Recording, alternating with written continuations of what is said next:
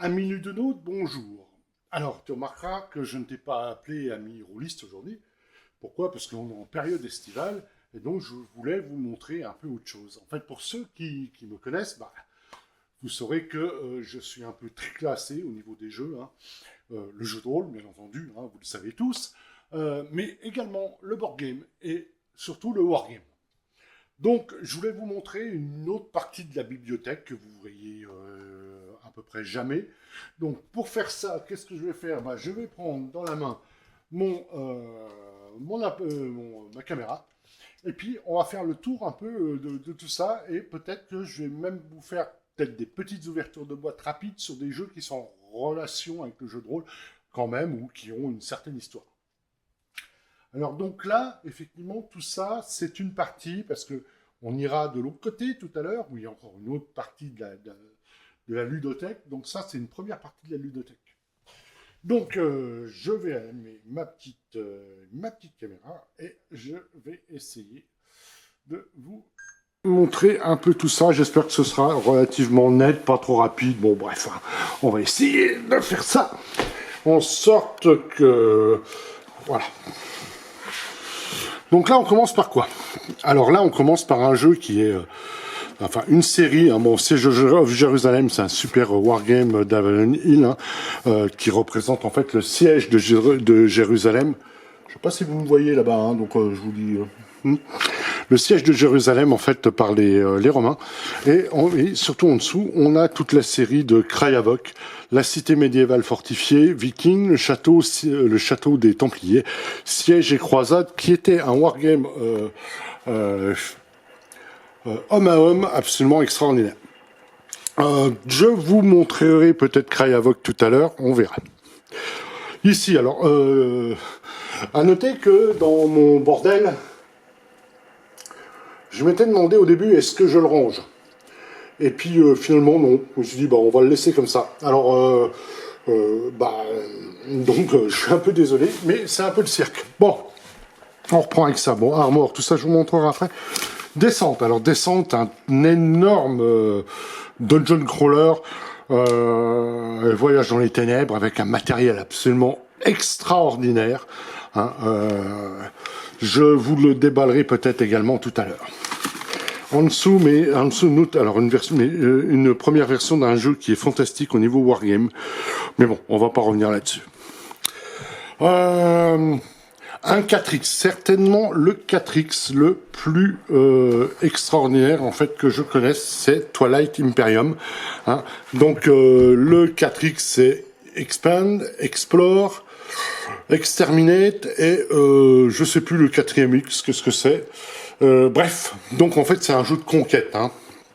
Et donc ça c'est un jeu de conquête spatiale, hein, où vous jouez c'est un board game, hein, où vous allez jouer une race particulière qui va essayer de se développer dans tout l'univers. C'est vraiment extraordinaire. Ça c'est la 3e édition. Ici, alors, ce que je voulais vous montrer, c'était surtout cela. Bien qu'il y ait un flat top qui est en dessous, qui est effectivement sur la guerre des porte-avions, il y a 3 jeux de chez une vieille boîte d'édition qui s'appelait Yakinto, qui a été dont le 3e qui a été réédité en fait chez Excalibur et qui a une autre version maintenant chez GMT, mais en tout cas un jeu fantastique qui s'appelle 88 Armor et Panzer, donc respectivement l'Afrique du Nord, le front ouest et le front est, qui sont là pour simuler en fait des affrontements de blindés. C'est hyper précis, c'est une vraie merveille. Bien, alors maintenant on va descendre un peu. Vous allez pouvoir me revoir. Bon, alors qu'est-ce qu'on a là? On a l'idole, hein, l'idole d'Indiana Jones, que vous reconnaîtrez. Alors toujours pareil, des wargames de GMT qui est un des plus grands, en tout cas le plus grand à l'heure actuelle producteur de wargames en fait au monde, hein, un éditeur américain. Le fameux livre dont vous êtes le héros, La colline des maléfices. Virgin Queen, un très bon jeu aussi. Ambush. Alors Ambush, ça c'est l'équivalent en c'est au Wargames que le livre dont vous êtes le héros et au jeu de rôle. C'est-à-dire c'est un un wargame solitaire qui était super bien foutu avec des rencontres, des machins. Enfin bon, c'était vraiment très très chouette. National Arms, j'ai le passé. Alors là, quelque chose que les rôlistes devraient connaître en fait quand on joue effectivement à Cthulhu, hein, toute la série des horreurs à Arkham. Alors je vais pas vous le sortir parce que c'est un peu mélangé là-dedans et on avait des trucs absolument extraordinaires. Horreur à Arkham, toute une série de board games hein, où vous luttez contre les grands anciens.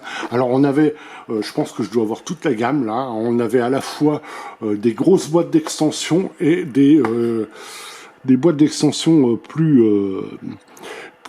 réduites, mais avec leur propre thème. Donc là, là j'ai le roi en jaune que je vais sortir, il y a le rôdeur sur le seuil qui est là-haut, et la chèvre des bois qui est également au-dessus. Hein. Écoutez, franchement, si vous sortez... Alors, il y a une erreur à pas faire, à mon avis, sur Horror Arkham, c'est de sortir absolument toute la gamme. Il faut se restreindre à chaque fois... dans le jeu, il faut pas sortir tout, il faut sortir le jeu de base et une extension. Jouer toutes les extensions en même temps, ça demande déjà beaucoup de place et c'est un sacré bordel. Ensuite, alors, là on a plusieurs choses. Dragon Warriors qui est... alors ça c'est la VO, la VF... alors je sais plus du tout comment elle s'appelle la VF, j'en ai déjà parlé, mais là je ne m'en rappelle plus à cette heure-ci. Bref, peu importe. Là, on a Descente, donc toujours les extensions de la première édition. Et ici, on a la deuxième édition de Descente. Voilà. Et à côté, de nouveau, un Dungeon Crawler, en fait, qui est Dungeon Quest, qui est la deuxième édition d'un jeu qui je crois que c'est un jeu nordique, je sais plus si c'est suédois ou pas, mais dont le but est d'aller piller le maximum de trésors avant que le dragon au centre c'est un jeu de plateau, se réveille. La Compagnie de l'Anneau, un board game édité par Ice, je vous le sortirai tout à l'heure. Le but, effectivement, amener l'anneau et le jeter dans le monde du destin. Encore du wargame, Pax Romana, un super jeu. Les demeures de l'épouvante, pareil, tout joueur, on va dire, de Cthulhu devrait y avoir joué une de parties. C'est un coop complet et vous jouez contre le système et c'est vraiment bien foutu. X-Wing, bon, je ne vais pas le présenter. Un jeu de combat de vaisseaux de Star Wars. Hein, enfin, je vous montrerai les figurines. Hein, donc là, on est vraiment dans la figurine, on va dire, du tactique pur. Bien, on va descendre maintenant d'un petit écran, d'un petit étage. C'est vrai bordel cet étage. Qu'est-ce qu'on a là-dedans? Stanley Noir, Barbarossa to Berlin, super wargame. Alors ça c'est du card driven games, hein, comme on appelle ça dans le milieu du wargame. For the People, pareil, la guerre de sécession. The God Kings, là on est vraiment à l'aube de la civilisation. Runta, je vais être obligé de vous le sortir. Hein. Runta, qui ne connaît pas Runta? Mes sacs de dés imprimés pour Alien et mes sacs de dés imprimés pour Conan. Bien. Il ne va pas bien là. Enfin, le sac de dés imprimé de Conan est ici et celui d'Alien est là. Toujours du wargame. Une curiosité en fait, hein, il faut savoir que TSR n'a pas fait que du jeu de rôle, il n'a pas fait que Donjon, il a également produit pas mal de wargames, et surtout les wargames qui avaient été édités par SPI, qui ont été rachetés à l'époque par TSR. Chainsaw Warrior, un jeu solo pur de board game, vous luttez contre la montre en fait, et contre des créatures en fait venues d'une autre dimension. Warrior Knights, pareil, un super board game, et là je vais derrière la tour à dés, en fait, je vous montrerai celui-là qui est Dragon Pass. Hein, il a été traduit en français d'ailleurs par Oriflamme à l'époque. Je ne sais plus sous quel nom il avait été paru. Dune extraordinaire. Alors ça c'est du board game pur et dur. Hein, qui n'a jamais été réimprimé en fait dans cette version. Squad Leader. Alors bon, alors là, quiconque connaît un peu le Wargame, Squad Leader, c'est un monument. C'est par là d'ailleurs, en fait, c'est par Squad Leader que j'ai commencé le Wargame. C'est un jeu tactique Seconde Guerre mondiale absolument extraordinaire. L'Air Force du combat aérien. Russian Front, qui pour moi, au risque de faire hurler mes copains Wargamers, qui est certainement pour moi le meilleur jeu qui existe sur toute la guerre du front de l'Est. 7 pages de règles et vous simulez d'une manière absolument fantastique toute la guerre du front de l'Est. Sword and Sorcery, avion espie, je vous le sortirai avec des pingouins tueurs. Bon, Empire of the Sun, je ne vais pas rentrer dans les détails pour les Russes que vous êtes. Je doute que ça vous intéresse vraiment beaucoup. Pareil, Napoléonic War, Wings, combat Première Guerre mondiale, Over the Reich, combat aérien Seconde Guerre mondiale, c'est de la merde. Il faut être clair. Lost Battle. Lost Battle, c'est un wargame en fait édité par un professeur d'histoire. Thierry, bon, je ne sais plus comment il s'appelle, Sabine, je crois. Bref, qui vous stimule en fait toutes les batailles antiques. Alors à côté, là par contre, je voulais m'arrêter sur un monument. Et je dois dire que celui qui ne connaît pas Respublica, si, enfin, je vais prendre un autre truc. Je pense que pour moi, tout joueur d'Imperator devrait avoir joué au moins une partie de Respublica. Pourquoi? Parce que ce board game est absolument extraordinaire. Il vous met comment dire, le fonctionnement de l'Empire romain, de la politique romaine, vous avez tout dedans, c'est absolument fantastique. Et en plus, très accessible et très fun, qu'est-ce qu'on a pu y jouer et qu'est-ce qu'on a pu se marrer là-dessus. D'autres Warning Flame, c'est un standard qui, en fait, n'est pas forcément un grand jeu. The Dark Valley, le successeur de Russian Front, un peu plus compliqué, mais pareil, sur le front de l'Est, c'est fantastique. Et un jeu en français, The Wish, en fait, la Révolution française, qui, pareil, vous donne un aperçu absolument superbe de toute la Révolution française. C'est vraiment très, très chouette. Bon, je vais quand même, par curiosité, vous montrer le bas. Alors, le bas, vous voyez, c'est un tas de bordel. Bon, un tas de bordel, hein. Vous avez le poumon médaillon de rat, enfin, on va passer les détails, ça ce sont des Star Wars, et vous avez ceci qui est le flingue d'Alien en nerf. Tiens, je vous le sortirai pour le fun. D'ailleurs, en fait, je vais vous sortir quelques jeux là-dessus, et je vais peut-être un peu vous les présenter un tout petit peu plus en détail, pas beaucoup. Il me semble en avoir raté, hein. Ils sont... Bon, tant pis, hein, si la technique n'est pas au point comme d'habitude. Donc, le premier batch de ce que je voulais vous montrer. Alors déjà, je vais vous montrer celui-là, qui est Cry Havoc. Bon, dans la boîte là, il n'y a plus grand-chose, mais c'était à l'époque, c'était un jeu des années 80, et c'est un du homme contre homme médiéval, avec, en fait, le Château des Templiers. Bon, là, j'avais mis à peu près toutes les cartes qui étaient dedans.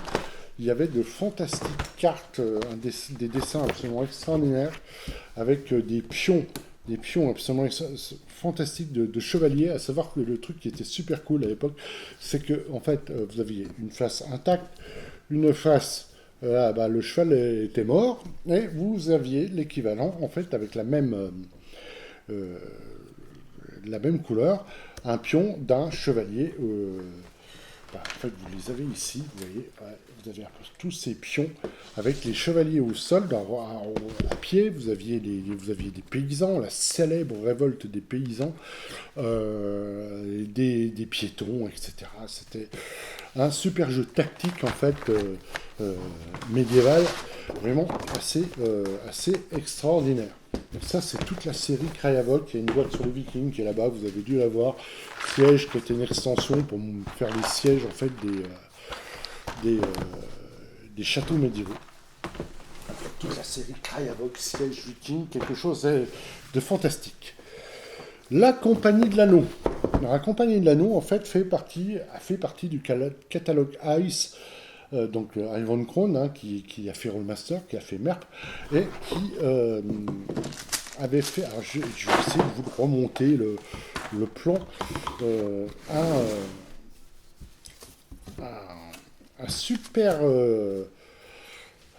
board game qui était censé vous emmener depuis la comté jusqu'aux confins du Mordor pour que vous puissiez, d'ailleurs, voilà, le Mordor il est là, pour, non, pas comme ça, d'ailleurs la carte est beaucoup plus grande, je ne pourrais pas tout vous montrer en fait dessus. Je vais essayer de l'assembler quand même au mieux. Voilà. Mais je ne pourrais pas tout vous montrer, en plus j'ai pas mes lunettes. Ouais, ça va être ça ici, hein, bien sûr. Voilà, qu'est-ce qu'on a d'autre au-dessus? Alors, le Mordor en bas, ça c'est quoi? Ça c'est à côté de la forêt noire. Si je me prends. Voilà, ça se met comme ça, et celui-là ici. Voilà. Et en fait, tout se jouait, en fait, il n'y avait pas de pions, les pions étaient représentés par des dés avec les couleurs représentant les factions. Orange, ça va être Saruman, les noirs, donc le Mordor, le vert, ça devait être la Compagnie de l'Anneau, les autres, je ne sais plus. Et franchement, donc vous deviez aller avec votre groupe, hein, parce qu'il y avait un petit aspect quand même jeu de rôle. Hein. Vous aviez, vous voyez, les différents, vous aviez les wargs, les hommes, vous aviez les nains, vous aviez un peu tout, hein, vous voyez, les araignées. Ça, c'était les différentes rencontres que allait rencontrer votre compagnie dans son voyage vers le Mordor. Et franchement, c'était vraiment très sympa. Et il n'y a pas eu beaucoup, enfin j'en ai des autres de board games sur le Seigneur des Anneaux, mais des board games récents qui vous demandent d'aller jeter l'anneau dans les flammes de la montagne du destin, ben, il n'y en a pas tant que ça. Et celui-là, c'en était un bon. Alors, donc ça, c'était chez Ice, hein, donc chez Iron Crown Enterprise. Très bon jeu. Très bon jeu. Je continue rapidement. Dungeon Quest. Alors, Dungeon Quest, lui, c'est un dungeon crawler à 4 joueurs. J'espère que là, je vous montre rapidement. En fait, le principe, vous allez comprendre très vite. Vous aviez un donjon. Chacun part d'un des 4 coins et va tirer des tuiles. Donc chacun avec des personnages prédéfinis. Chacun va aller tirer des tuiles qui sont, je ne sais pas où, en fait. C'est en dessous des tuiles, ouais. Au hasard, et le donjon, en fait, va se créer devant lui. Le but, c'est d'arriver au centre, c'est là où il y a le plus de... Enfin, non, le but est de sortir de donjon le plus riche possible avant que la nuit tombe. Au centre, vous avez un dragon, vous pouvez tirer le dragon par la queue, mais s'il se réveille, bah, c'est un peu dommage. Et donc, le but, effectivement, est de sortir de ce... Vous voyez, vous avez... Alors, tas de tuiles comme ça qui vous permettaient éventuellement qui vous permettaient de construire au fur et à mesure de votre avancée en fait votre parcours au sein de ce donjon avec du coup une réutilisabilité, je sais pas comment le dire. Bref, vous pouviez y jouer en fait un nombre de fois assez faramineux. À chaque fois, vous aviez une partie différente. Dungeon Quest, super jeu aussi. Alors ça, c'est la 2e édition. J'avais la première. On m'a un peu tiré à l'époque. Ça, j'avais un peu. Celui qui l'a fait. Bref, peu importe. C'est un jeu nordique. Alors, je ne sais plus si c'est un jeu suédois ou danois. Je sais plus. Allez, à l'origine, c'était ça. Donc ça, c'est Dungeon Quest.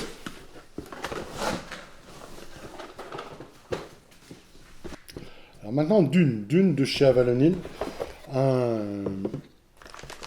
un board game où vous aviez un plateau qui représente, et on est vraiment dans un jeu de son époque, mais vous aviez à peu près tout. Vous aviez à peu près tout. En fait, vous avez la carte d'Arrakis et vous jouiez les différents peuples, donc les Fremen, les Atrides, l'Empereur, le Bene Gesserit, la Guilde et les Harkonnen. Alors vous aviez un petit écran que vous montiez devant vous, en fait, pour cacher vos ressources. Hein, parce que les ressources, c'est tout ça, je ne vais pas vous les démonter, parce que sinon je vais paumer. Hein, avec les différents héros, vous aviez les héros, et vous aviez des cartes voilà, un combat wheels, donc une roue de combat, où vous mettiez le héros qui était engagé, donc ça va être Paul Atreides, ça va être le Baron Harkonnen, pourquoi pas, même l'Empereur. Et voilà. Donc ça, c'était Dune, c'est un super jeu qui arrive. Alors je crois qu'il n'a pas été réédité dans son corpus de règles de l'époque. Qui fait que du coup celui-ci est assez à peu près introuvable sur le marché. Dune, on va le Nil.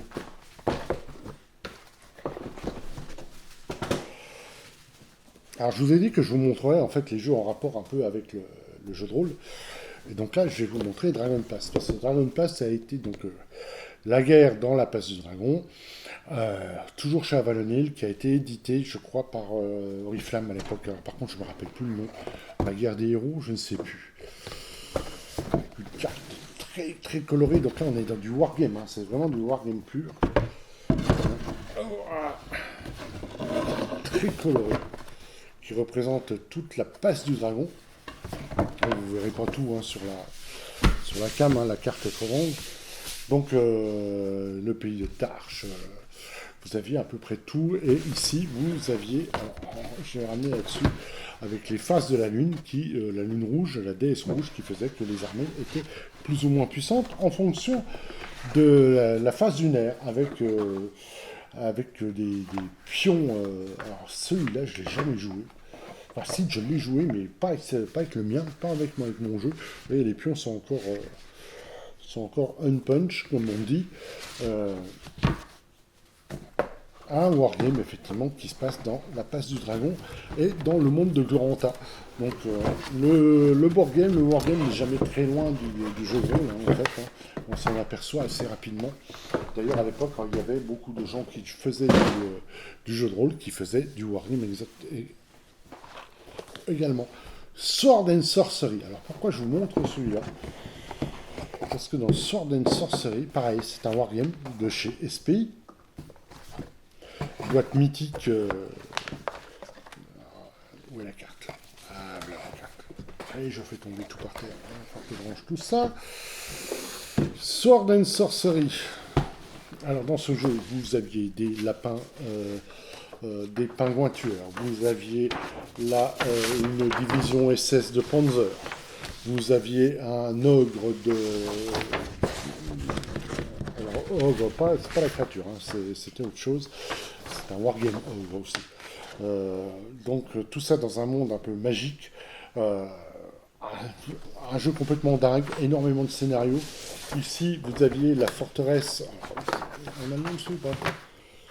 Ouais, la Citadel of Blood, la Citadelle du sang, parce qu'il y avait chez eux, d'ailleurs je vous montrerai certainement dans un archéologie futur, en fait un jeu sur l'exploration de cette Citadel of Blood, qui était pour moi le premier dungeon crawler à jouer en solitaire et peut-être même le premier jeu de rôle en solitaire qui ait jamais été existé. Je vous le montrerai un de ces jours sur la chaîne. Alors bon, excusez-moi, je vais ramasser mes cartes avant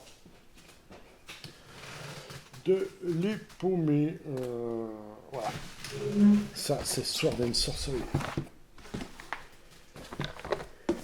De la défunte...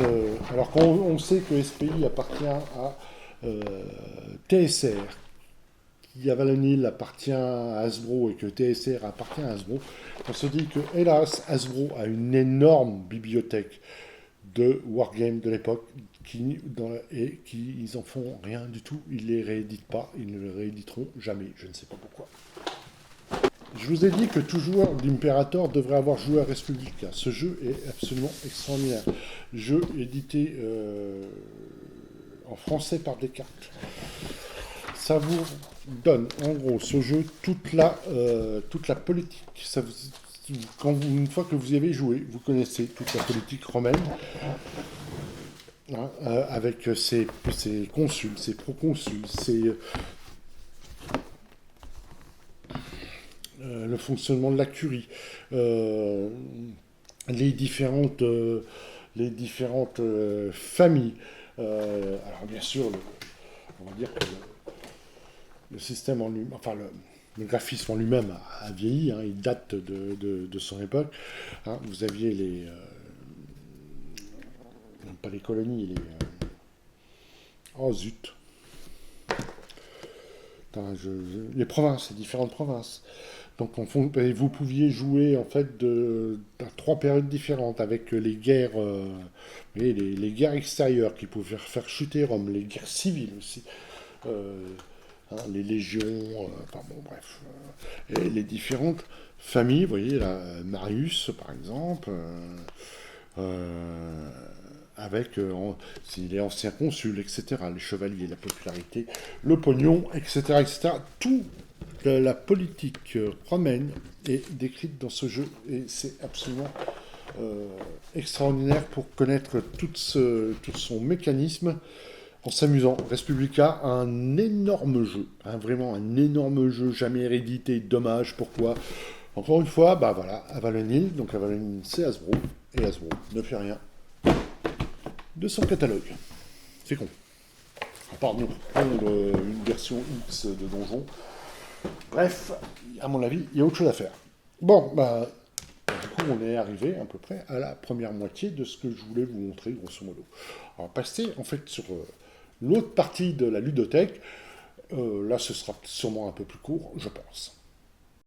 Bon, bah, les amis, nous voici dans la deuxième partie de la bibliothèque, dans mon deuxième joyeux bordel. Alors, qu'est-ce qu'on a là-dedans? Comme tout à l'heure, on va prendre la cam. Bon, on va voir ce que ça donne.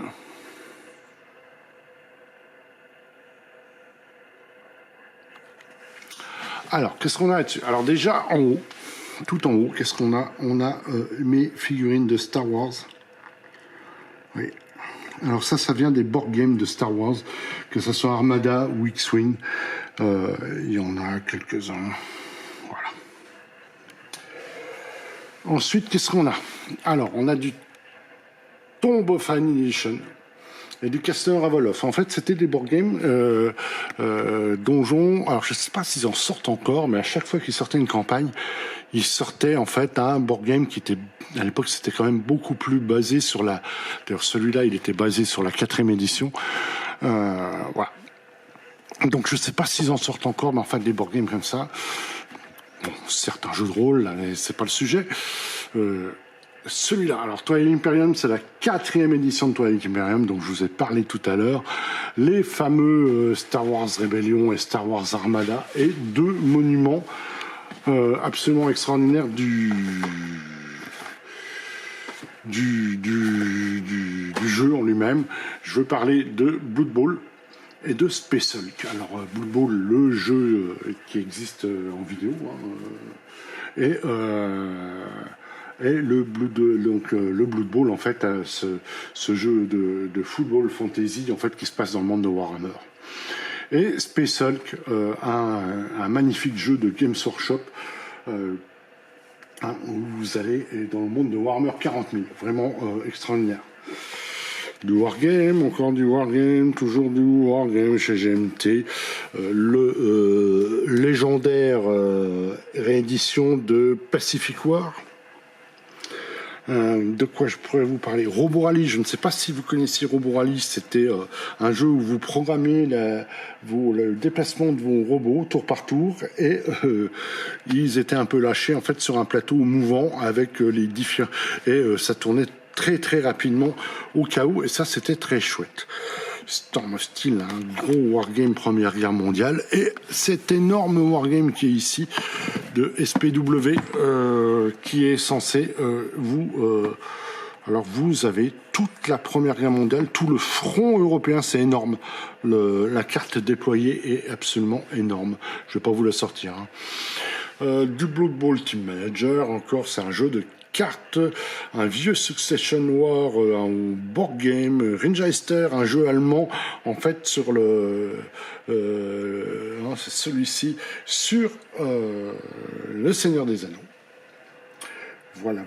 Ah oui, une petite légende aussi qui est en fait les ailes de la gloire, traduit par Oriflamme, je me rappelle plus le nom d'origine, un énorme jeu de duel aérien. C'était vraiment extraordinaire ce jeu. Bon, on va passer là maintenant, parce que là il y a quelques trucs. Bon, alors, on a du board game, du war game, la Fureur de Dracula qui avait été traduite aussi à l'époque. Bon, ça c'est du Catan. Celui-ci. Le sorcier de la montagne de feu, qui était tiré du livre dont vous êtes le héros. Blockmania, je voulais sortir, et puis voilà. La Furie de Dracula, la nouvelle version, et en fait, le légendaire talisman. J'ai aussi la première édition quelque part. Et là, vous avez toute l'édition actuelle. Pareil, il faut un jeu où il ne faut pas jouer toutes les extensions en même temps. Qu'est-ce qu'on a encore? Bon, on a de l'Aeroscape. Je ne sais pas si quelqu'un connaît l'Aeroscape, mais ça aussi, un truc de figurines de fou. Warhammer, le jeu de figurines, et au-dessus, le Battle System de TSR. C'est deux jeux absolument légendaires, je dirais.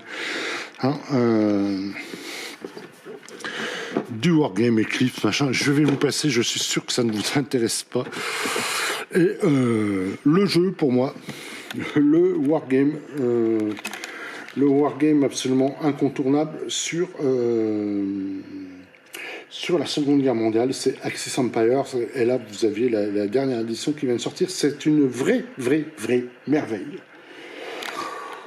Voilà, je vais vous en ouvrir quelques-unes, en fait, de mes petits jeux, et puis on va voir ça ensemble. Bon, comme je vous l'ai dit, on s'en fout un peu de la technique, on est en été, tout ça. Bon, alors, je voulais déjà vous montrer celui-ci, parce que c'est donc The Warlock of the Firetop Mountain, donc le sorcier de la montagne de feu, tiré du livre dont vous êtes les héros de Steve Jackson. Donc, là, parce qu'en fait, c'était Games Workshop, l'éditeur à l'époque. L'éditeur c'était un très gros éditeur de board game que j'adorais. Et voilà. Et vous retrouviez en fait en version board game, en fait, le sorcier de la montagne de feu, celui que le labyrinthe du livre dont vous êtes le héros. Attendez, il faut que j'arrive à remettre tout ça dans l'ordre. Il y a longtemps que je ne l'ai pas monté, celle-là. Oh la vache. Ça fait toujours bizarre. Donc voilà, avec non, ça, il y en manque un au milieu, si je ne me trompe pas. Ouais, donc celui-là, il va là. Celui-là, il va ici. Celui-là, forcément, c'est le coin. Il va ici. Et en fait, vous aviez, grosso modo, tout le labyrinthe du sorcier du livre dont vous êtes le héros, du sorcier de la montagne de feu, avec des petites figurines. Le prêtre, le nain, le guerrier, et les différentes rencontres que vous pouvez tirer. Vous tiriez des pions pour voir ce que vous rencontrez. Et chaque personnage avait ses caractéristiques, et quand vous regardez bien, en fait, c'est pas tout à fait, mais pas très loin, pas beaucoup plus compliqué que les livres dont vous êtes le héros. Donc ça, c'est le sorcier de la montagne de feu de chez Games Workshop, du livre dont vous êtes le héros éponyme. Vraiment, à l'époque, c'était chouette. C'était vraiment très chouette. Blockmania. Alors, Blockmania, on est tout de suite dans le monde je remballe ça, excusez-moi, parce que ça va être le bordel. Déjà, quand il faut que je range tout ça, ça va être le cirque. Voilà. Blockmania, on est dans le monde de Judge Red. Le truc, c'est, vous aviez... Alors là, il y a une extension dedans. En gros, c'est la guerre des blocs. Hein. Les blocs, c'est tours gigantesques. Alors, il y en a 4 dedans. Il y en a 4. Et dans le monde hyper violent de Judge Red,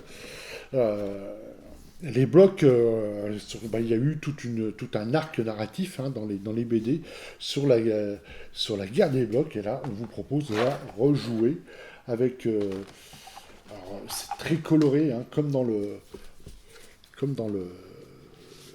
la BD. Hein. D'ailleurs, vous aviez effectivement tous ces extraits de bande dessinée.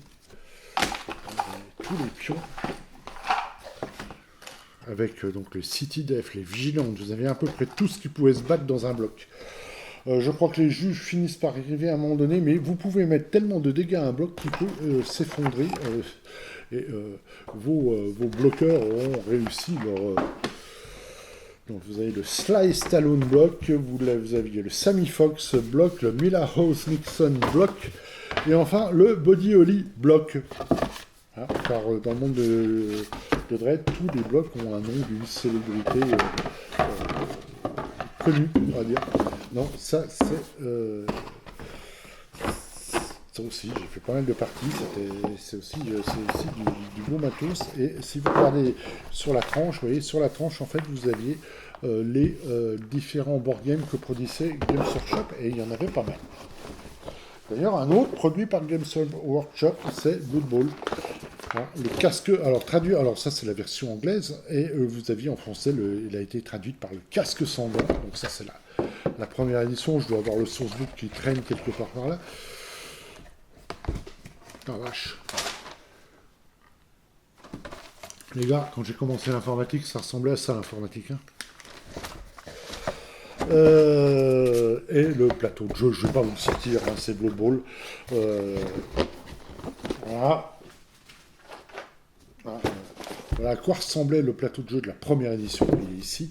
Les orques, les zombies, je ne sais plus combien il y avait d'équipes dans le jeu de base. Et il y a eu cette édition absolument extraordinaire, qui était l'édition Blood Bowl. Il me reste des figurines que j'ai jamais montées, jamais peintes. Ça, c'était une équipe elfe. Des ogres, je crois que j'ai une équipe de nains aussi. C'est quoi ça? Ça, c'est des gobelins. Ça, c'est autre chose. Ça, c'est autre chose. Ça, c'est des jeux vidéo. Ça, c'est quoi? Zone mortelle. Le supplément de la première édition. Les règles de Blood Bowl. Et vous aviez, en fait, ce terrain en astrogranite, messieurs, dames, que j'avais peint à l'époque.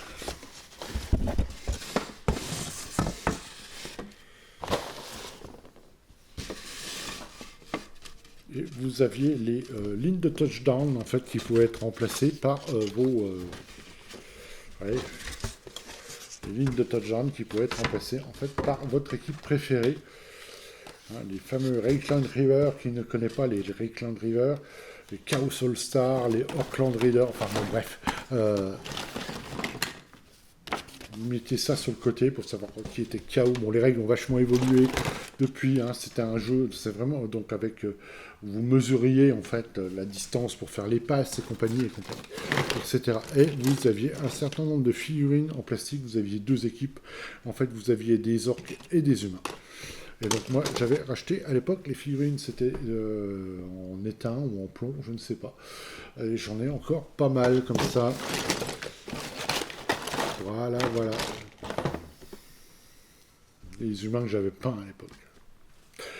Ça, c'est Blood Bowl, un jeu légendaire. Hein, qui continue d'ailleurs son bonhomme de chemin, mine de rien, avec encore une nouvelle édition de jeux vidéo qui est sortie il n'y a pas si longtemps que ça.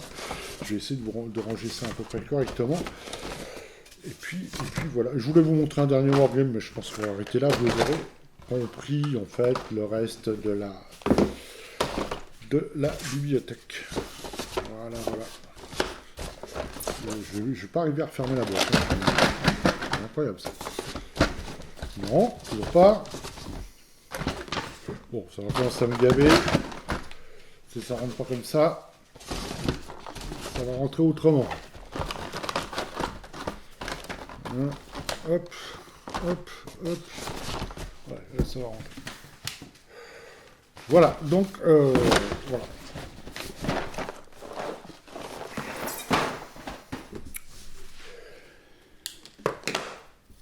Eh bien, écoutez, pour moi, ça a été vraiment, vraiment un petit plaisir de vous emmener un peu... Oh, j'en reviens. Il y a deux choses que je ne vous ai pas montrées. Ça. Ça. Ça.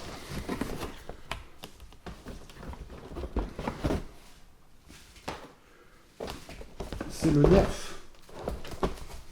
L'édition limitée, en fait, qui a été faite pour Alien. Donc là, il faudrait que je la peigne. Un jour, il faut que je la peigne. Avec son chargeur, son lance-roquette qui est à l'avant. Bref, la version Nerf du fond d'Alien. Ça, je voulais vous la montrer parce que c'est fun. Oui, je la peigne aux couleurs des vraies couleurs d'Alien pour en faire une vraie aide de jeu au jeu de rôle. Alors, je vous ai montré rapidement Talisman et je voulais vous montrer un autre truc. Je reviens, ne quittez pas, ne quittez pas.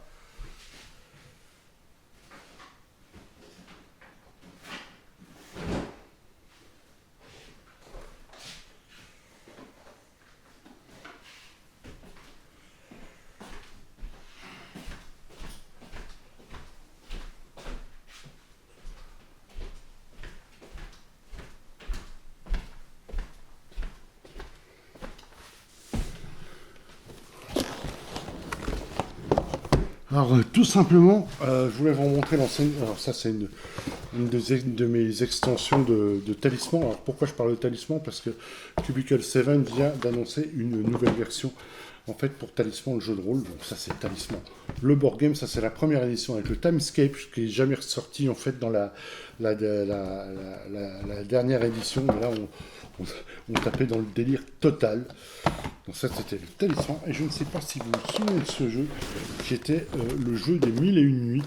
Hein, donc ça, c'est édité chez Gallimard à l'époque, avec leur boîte terraformée, qui... je ne sais plus comment ça se jouait, mais ça me rappelle, c'était un peu narratif, hein, quand même, hein, avec cette map. Putain, je ne l'ai pas ouverte depuis l'époque.